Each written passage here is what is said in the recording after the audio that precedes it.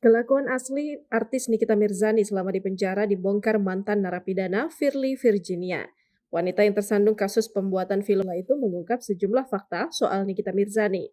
Sempat bertemu Nikita, cuma dia masuk, aku udah mau pulang, jadi ketemunya tuh cuma beberapa minggu aja. Kata Firly Virginia saat berbincang di kantor redaksi tribunnews.com Network di kawasan Palmerah, Jakarta Pusat, Selasa 8 Juli 2025 lalu. Firly mengatakan selama di penjara, wanita yang akrab disapa Niki itu tidak seperti apa yang dibicarakan orang-orang, yakni wanita yang selalu penuh dengan keributan. Dia selama di dalam baik banget sama semua narapidana, bahkan hampir setiap hari dibelikan makanan sama dia. Ucap wanita berusia 34 tahun itu. Hal tersebut disambut baik oleh semua narapidana. Diakui Firly kalau semua tahanan hanya makan nasi cadong setiap harinya.